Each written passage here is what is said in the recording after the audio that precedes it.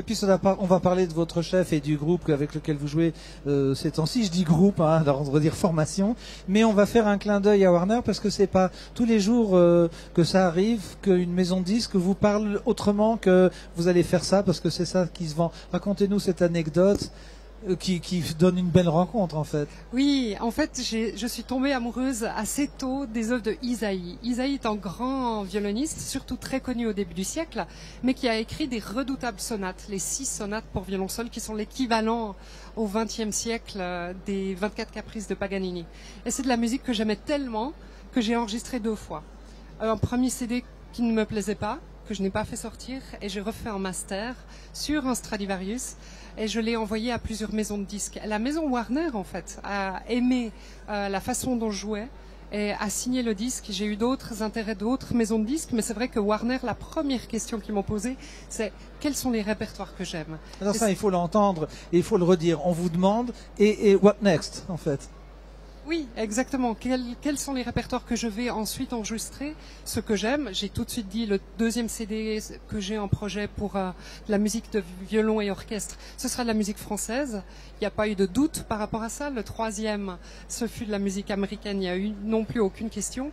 Maintenant, je suis en train d'enregistrer justement le concert de chansons, la pièce que vous aimez tant. À écouter, absolument. Qui sortira l'année prochaine, en 2014. Et le 5e projet, ce sera le concerto de Brahms.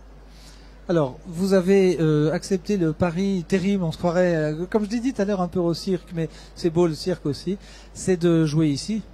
Oui, quelques notes. Et si on laisse le micro sans parler quelques instants, l'ingénieur du son allemand et puis Hakim qui était la caméra et qu'on remercie de suivre toutes nos facéties sur cette table, on va laisser entendre le bruit pour que l'on comprenne où vous jouez parce que c'est pas vraiment l'atmosphère des concerts colonnes ou de Victoria Hall.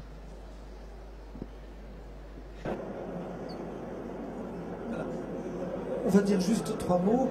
Vous avez pris un violon comme ça, hein, parce que pour voyager, on prend du contreplaqué. Non. Je dirais pas. Non. Vous allez voir mon site. Écoutez, on va voir le site, on va écouter le son. C'est une première, c'est une chose unique. Si vous êtes là, ne partez pas.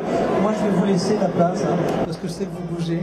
Et puis, vous nous jouez quoi? Je vais jouer le début de Tzigane de Ravel. Allons-y, sans micro, sans artifice et sans trucage. Je laisse 2 micros à proximité quand même.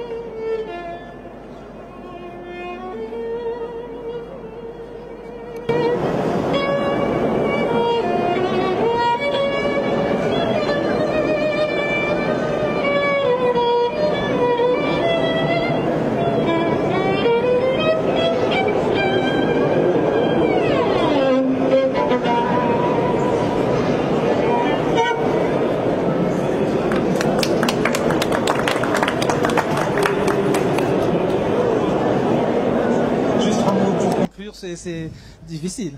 Non, je m'en fiche du bruit autour de moi quand on joue. Tout s'est atténué? Oui, on n'entend plus ça. Bon. Je me concentre sur le vibrato, sur le son.